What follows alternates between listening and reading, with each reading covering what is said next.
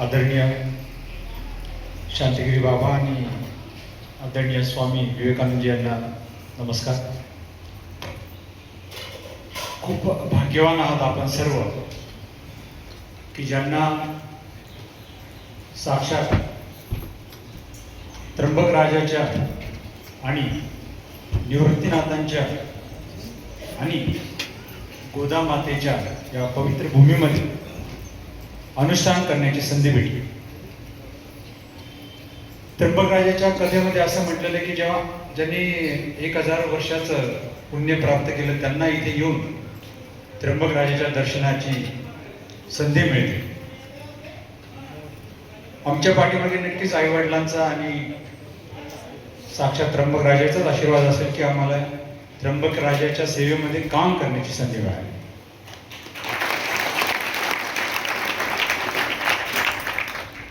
आत्ता बाबाजींनी सांगितलं ते खरं आहे की पैठण हे असं ठिकाण आहे की जिथे नाथांचं वास्तव्य राहिले, ज्ञानेश्वर माऊलींचं, निवृत्तीनाथांचं, सर्व भावंडांचं तिथे वास्तव्य राहिलं. अशी भूमी म्हणजे पैठण. आणि त्या पैठणला गोदावरीच्या तीरावर माझं जन्म झाला, बालपण गेलं. आमचं संपूर्ण परिवार वारकरी संप्रदायाचा आहे. बाबाजींचं जिथे वेरूळला आश्रम आहे तिकडे आमच्या भागातले पैठण संभाजीनगर भागातले खूप सारे भक्त आहेत, ते बाबाजींना मानतात.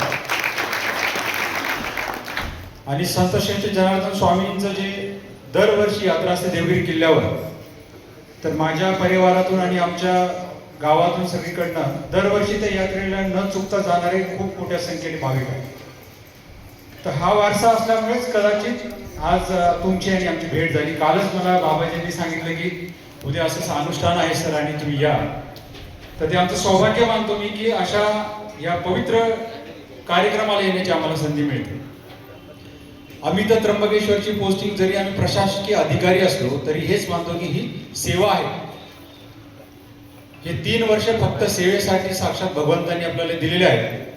आणि ह्या 3 वर्षांमध्ये जेवढी आपल्याला सेवा करता येईल त्र्यंबक राजाच्या येणाऱ्या प्रत्येक भाविकाची, निवृत्तीनाथांच्या दर्शनाला येणाऱ्या प्रत्येक भाविक, तेवढी सेवा आपल्याकडनं झाली पाहिजे. आपल्या सर्व अनुष्ठान करणाऱ्या सर्व सेवेकऱ्यांच्या अनुष्ठानाला खरंच साक्षात दंडवत आहे की ज्यांनी फक्त हवेवर, पाण्यावर, दुधावर, फळावर एवढं अनुष्ठान पार पाडलं. आणि हे शक्य होतं फक्त साक्षात ह्या मातीमध्ये, या भूमीमध्ये जी शक्ती आहे. आता आम्ही सुद्धा एरवी 6 तास 8 तास काम करणारे अधिकारी आहेत. इथं आल्यापासून रोज 12 तास काम करावं लागतं रोज. म्हणजे आम्हाला कधी कधी अशी वेळ आहे की 30 दिवस बाबाजी एकही दिवस सुट्टी घेत नाही. म्हणजे मला आठवतच नाही मी रजा घेतली. माझे कर्मचारी माझ्या सोबत आहेत, तर रजा मागतच नाही का. कारण आम्हाला माहित आहे कुंभमेळा जर निर्विघ्नपणे पार पाडायचा असेल तर कोणाला तरी इथे ठामपणे उभं राहावं लागेल, काम करावं लागेल. फक्त आपण सर्व वारकरी आणि जनार्दन स्वामींचे शिष्य, आदरणीय बाबाजींचे शिष्य या नात्याने सर्वांनी एकच विनंती आहे की आपण जिथे कुठे जाऊ, आम्ही सर्वांना ती विनंती करतो. उद्या पण मी स्वतः बाबाजी ब्रह्मगिरी प्रदक्षिणेला जाणार आहे सहपरिवार. कारण निवृत्तीनाथांनी स्वतः दररोज श्रावण महिन्यामध्ये ब्रह्मगिरी प्रदक्षिणा केली. आपण किमान एकदा तरी ते प्रदक्षिणा करण्याचं पुण्य पदरात पाडून घेतलं पाहिजे. आणि 3ऱ्या श्रावण सोमवारच्या दुसऱ्या दिवशी आम्ही जवळपास 300 स्वयंसेवकांची टीम घेऊन संपूर्ण ब्रह्मगिरी प्रदक्षिणा मार्गावर स्वच्छता मोहीम राबवणार आहोत. विनंती आपल्या मार्फत ही आहे की ब्रह्मगिरी असेल, गोदावरी असेल, हे आपले माता पिता आहेत. आपण कुठल्याच व्यक्तीने आपल्या हातून तिथे कुठली घाण होणार नाही याची आपण कटाक्षाने काळजी घेतली पाहिजे. कोणी जर घाण करत असेल तर त्याला थांबवलं पाहिजे. ती स्वच्छ करण्याची जबाबदारी माझीच आहे असं आपण मानलं पाहिजे. शेजारच्यानी कचरा टाकला, निघून गेला तर ते बघून घेईल असं कोणीच मानायचं नाही. ही जबाबदारी आता तुम्ही बघितलं ना तुमची आहे. हे सुद्धा पुण्यच आहे. म्हणजे गोदावरी स्वच्छ करणं, घाण न देणं, ब्रह्मगिरी घाण न देणं, हे सुद्धा पुण्यच आहे. जेवढं परमेश्वराच्या नामस्मरणाचं, इथल्या अनुष्ठानाचं पुण्य आहे, मी असं मानतो तितकंच पुण्य ह्या कामातून सुद्धा आपल्याला मिळेल. तर प्रशासकीय अधिकारी आणि त्र्यंबक राजाचा सेवेकरी या नात्याने मी आपल्याला आवाहन करतो, आपण आपले मित्र परिवार आपले यांना हा संदेश द्यावा की आपल्या नद्या, आपले ओढे, आपले सगळे पाण्याचे स्रोत आणि आपली जेवढी पवित्र जागा आहे, ब्रह्मगिरी अंजनेरी कुठली जागा असेल त्या ठिकाणी आपण कोणीही स्वतः कचरा करू नये. कोणी करत असेल तर तो उचलून घेण्याची जबाबदारी करावी. वारकरी हा कायम सेवेसाठीच ओळखला जातो. म्हणजे पंढरपूरची वारी हे जगातलं एक सर्वात मोठं आश्चर्य आहे. न बोलवता दरवर्षी 13-15 लाख लोक जातात, शिस्तीत जातात, शिस्तीत येतात.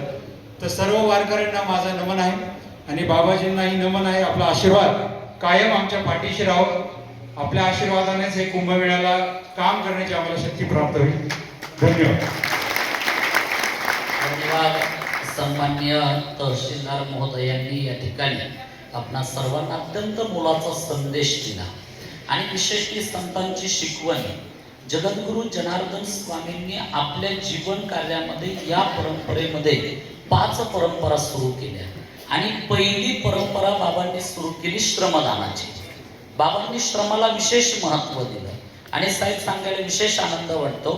या जय बाबाजी भक्त परिवाराच्या माध्यमातून आपण 1.25 कोटी तास श्रमदानाचा दिव्य संकल्प करू त्याचा प्रारंभही केला आणि 1.25 कोटी तास श्रमदान वेगवेगळ्या तीर्थक्षेत्रांवर, वेगवेगळ्या गड किल्ल्यांवर, आणि ते काही फक्त फोटो सेशन श्रमदान नाही. सगळ्यात महत्वाचं नाही तर व श्रमदानाची घोषणा करायची, फक्त फोटो काढायचे आणि पेपरला बातमी द्यायची. या 1.25 कोटी तास प्रॅक्टिकल श्रमदान आणि त्याची पूर्ण नोंद आपण ठेवली.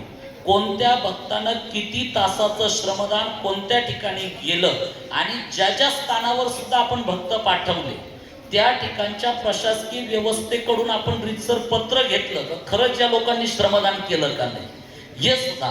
असं 1.25 कोटी तासाचा श्रमदानाचा संकल्प आपला आहे.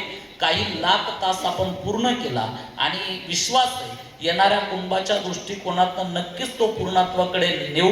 येणारा कुंभ हरित सुंदर स्वच्छ बनण्याकरता या जय बाबाजी भक्त परिवाराचं सुद्धा मोठं सहकार्य त्या ठिकाणी आपल्याला त्या ठिकाणी राहील. तुम्ही सांगा नक्कीच हे भक्त सेवेला सुद्धा त्या ठिकाणी राहतील, यामध्ये अजिबात शंका नाही. दुसरं महत्त्वाचं, जगद्गुरु जनार्दन स्वामींचा दरवर्षी पुण्यतिथीचा मोठा महोत्सव असतो आणि जो अनेक ठिकाणी पार पडला. पण यावेळेस आमच्या सगळ्या भक्तजनांच्या विचारातनं आणि अनेक वरिष्ठ सन्माननीय महोदयांशी चर्चा झाली, संतांशी चर्चा झाली आणि सगळ्यांनी आग्रह केला का यावर्षी जनार्दन स्वामींच्या पुण्यतिथीचा कार्यक्रम कुंभ सुरू होतोय 31 ऑक्टोबर पासून. ध्वजारोहण होतोय म्हणजे कुंभ सुरू झाला आणि तो पुण्यतिथीचा पर्वकाल डिसेंबरमध्ये येतोय. म्हणून यावर्षी जनार्दन स्वामींचं पुण्यस्मरण आपण त्र्यंबकेश्वर मध्ये करतोय आणि त्या कार्यक्रमाला लाखो लोकांची उपस्थिती राहील. त्या कार्यक्रमामध्ये तालुकानिहाय अनुष्ठान राहील. म्हणजे गंगापूर तालुका वेगळा, वैजापूर तालुका वेगळा, कन्नड तालुका वेगळा आणि प्रत्येक तालुक्यातनं शेकडो भक्त त्या ठिकाणी अनुष्ठानाला बसतील. त्याची डिटेल रूपरेषा ठरल आपल्यापर्यंत देऊ, कारण आपल्या सहकार्याशिवाय या सगळ्या गोष्टी होणं शक्य नाही. कारण कुंभ करायचा जर झाला तर संत एक चाक आहे आणि प्रशासन दुसरं चाक आहे. दोन्ही चाक नीट चालल्याशिवाय कुंभ आपण व्यवस्थित करू शकत नाही. आणि म्हणून त्या दृष्टिकोनातून सद्गुरू जनार्दन स्वामींची कृपा इतकीच आहे. भगवंताच्या कृपेनं 25 एकर जागा इथं आहे मठाची, 25 एकर जागा इथं आहे आणि सगळ्यात मी गॅरंटीनं सांगतो अतिशोक्ती म्हणून नाही, कुंभामध्ये सगळ्यात जास्त गर्दी येणारा निवास करणारे लोक हे जनार्दन स्वामी आश्रम राहणार. कारण प्रचंड भक्तजन, प्रत्येक संतांशी संपर्क, कॉन्टॅक्ट आणि आपले कुंभाचे जे शाही स्नान आहे ते सर्व पावसाळ्यात येतात. ऑगस्ट आणि सप्टेंबर आपल्याकडे सतत पाऊस असतो शाही स्नानाच्या पिरियडला आणि सगळे संतांची येणारी, कारण बरेचसे मोठमोठाले महामंडलेश्वर आहे पण पाऊस असल्यामुळं कॅम्प लावत नाही आणि त्यामुळं प्रशासनानं सुद्धा जे स्थानिक आश्रम आहेत या स्थानिक आश्रमांमध्ये भरघोस व्यवस्था प्रशासनाच्या माध्यमातून उभं करणं गरजेचं आहे, ज्या कायमस्वरूपी. बरं, आश्रमामध्ये कायमस्वरूपी